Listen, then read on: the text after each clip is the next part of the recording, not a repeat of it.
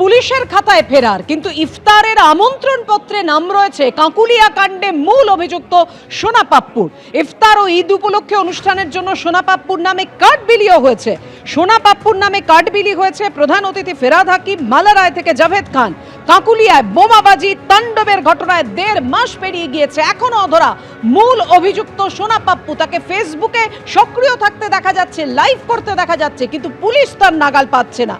বাকি 24 জনকে গ্রেফতার করা হলেও এখনো জামিনে মুক্ত হয়েছেন 17 জন, কিন্তু মূল অভিযুক্ত এখনো অধরা। অথচ ইফতারের আমন্ত্রণ পত্রে সোনা পাপ্পুর নাম। সুকান্ত, একেবারে দেখো, বোসপুকুর পশ্চিমপাড়া ঈদ কমিটি প্রত্যেক বছরের মতন এবছরে তারা ইফতার পার্টির আয়োজন করেছে আগামী 18 তারিখে, এবং যেই আমন্ত্রণ পত্র সেটা সামনে এসেছে সেখানে কিন্তু পরিষ্কার যেটা লেখা আছে যে বিশ্বজিৎ পোদ্দার তার সহযোগিতাতে এই দাওয়াতে ইফতার হচ্ছে।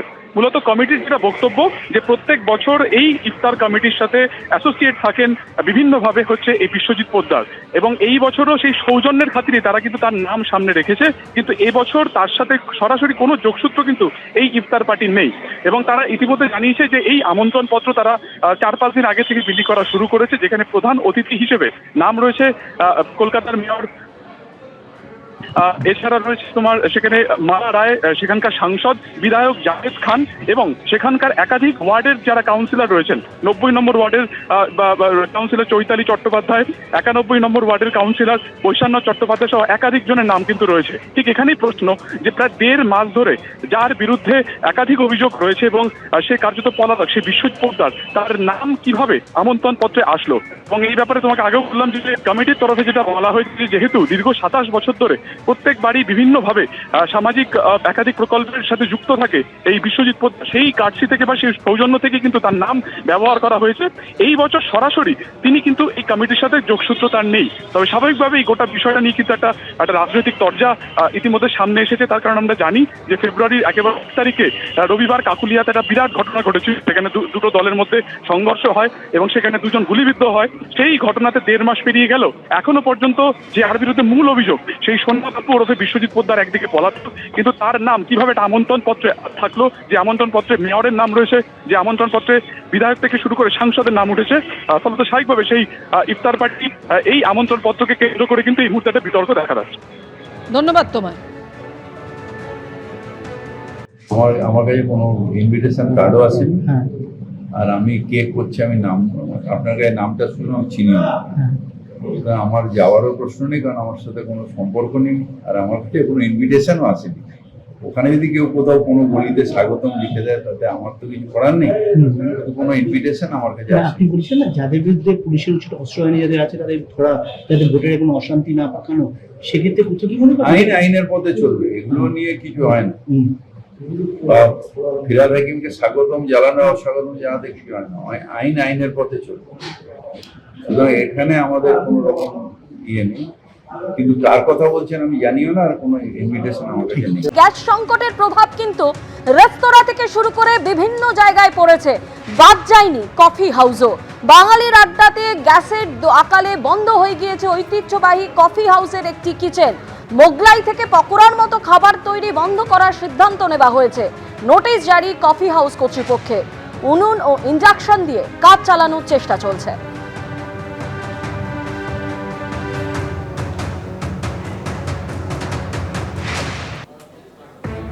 সেই কোথায় পশ্চিম এশিয়ায় যুদ্ধ আর তার প্রভাব পড়েছে বাঙালির আড্ডায়। আমরা আছি কফি হাউসে, কলকাতার আইকনিক আড্ডার জায়গা। সেই কফি হাউসের যে আড্ডার জায়গা, সেই জায়গাতেও গ্যাসের সংকট এমন জায়গায় পৌঁছেছে যে কফি হাউস কর্তৃপক্ষ একাধিক সিদ্ধান্ত নিয়েছেন। আমরা যেখানে দাঁড়িয়ে আছি কফি হাউসের দোতলায়, ঠিক তার পাশেই একটা কিচেন আছে, যে কিচেনটা আমাদের ক্যামেরা পার্সনকে বলবো দেখাতে। সেই কিচেনটা পুরোপুরি বন্ধ। গ্যাসের আকাল এমন জায়গায় পৌঁছেছে যে কিচেন বন্ধ করে দিতে হয়েছে। নিচের একটা কিচেন, সেই কিচেন থেকে কোনো রকমে কাজ চলছে কফি হাউসে। তার চেয়েও বড় কথা যে গ্যাসের আকাল মেটাতে কোনো রকমে উনুন কিনে এনে রান্না করতে হচ্ছে, এমনকি ইন্ডাকশান কিনে কোনো রকমে রান্না করতে হচ্ছে এখানকার এই কফি হাউসে। আমরা সেই ছবি দেখতে পাচ্ছি, কফি হাউসের ভেতরের রান্নাঘরের ছবি, যে রান্নাঘর পুরোপুরি বন্ধ রাখা হয়েছে। শুধু তাই নয়, এখানে একাধিক মেনু সেই মেনুতেও বদল এসছে। আমরা যে কফি হাউসে আছি প্রচুর মানুষ আড্ডা মারছেন, ব্ল্যাক কফি খাচ্ছেন, এবং সেখানে আমরা দেখতে পাচ্ছি সেই ছবি যে মেনু কার্ড আছে, সেই মেনু কার্ডে একাধিক মেনু এইভাবে বদল করতে হয়েছে। অনিয়ন পকোড়া, মোগলাই পরোটা সহ একাধিক মেনু আজ থেকে বাদ দিতে হয়েছে। এখানে অনেকে আড্ডা মারছেন, আমরা দেখতে পাচ্ছি, তাদের সঙ্গে সরাসরি কথা বলে নেব। এই যে গ্যাসের সংকট, তার প্রভাব কফি হাউসেও পড়েছে, আপনাদের আড্ডাতেও পড়েছে, বাঙালির আইকনিক একটা জায়গা, এটাকে কীভাবে দেখছেন? প্রবলেম তো হচ্ছেই, আমাদের অনেক পছন্দের খাবার যেগুলো হচ্ছে পাচ্ছি না। শুধু তো এখানে না, বাড়িতেও প্রবলেম হচ্ছে গ্যাসের জন্য। বাবা বলছে আইটেম কমিয়ে দাও রান্নার। এমনকি ট্রান্সপোর্টেশন কনভেন্সেও প্রবলেম হচ্ছে। আজকে আমি যখন অটো করে আসছিলাম, ড্রাইভাররা নিজেদের মধ্যে ডিসকাশন করছে যে ডিজেল পেট্রোলিয়াম ছাড়া তো গাড়ি ঘোড়াও বন্ধ হয়ে যাবে, যাতায়াতে বন্ধ হয়ে যাবে, তো মানুষরা এক জায়গা থেকে অন্য জায়গায় ট্রান্সপোর্টেশন করতে পারবে না। মানে পুরোটাই একটা ক্রিটিক্যাল সিচুয়েশন, সমস্যার শেষ নেই। কোথায় যুদ্ধ হচ্ছে আর এফেক্ট করছে আমাদের।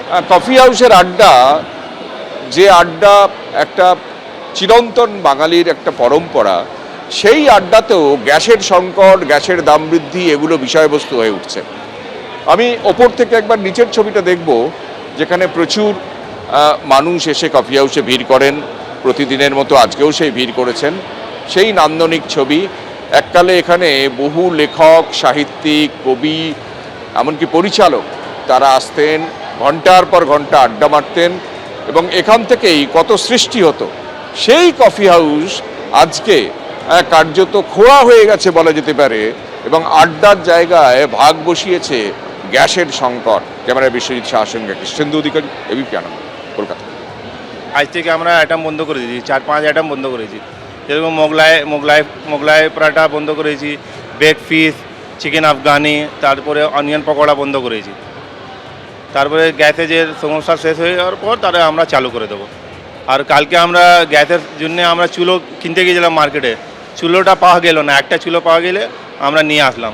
আর ইন্ডাকশান আমাদের 2-3টা ইন্ডাকশান নিয়ে আমরা ইউজ করছি, কেন গরম জলের জন্য ব্ল্যাক কফি ইনফেকশন আমরা ইন্ডাকশানে নিয়ে ইউজ করছি। কালোবাজারে রুখতে বিভিন্ন গ্যাসের গোডাউনে চলল অভিযান। ডানলপ এবং বড়নগর, সেখানে হানা দিল পুলিশ। ডানলপে ভারত গ্যাসের গোডাউন, সেখানে অভিযান চালানো হলো।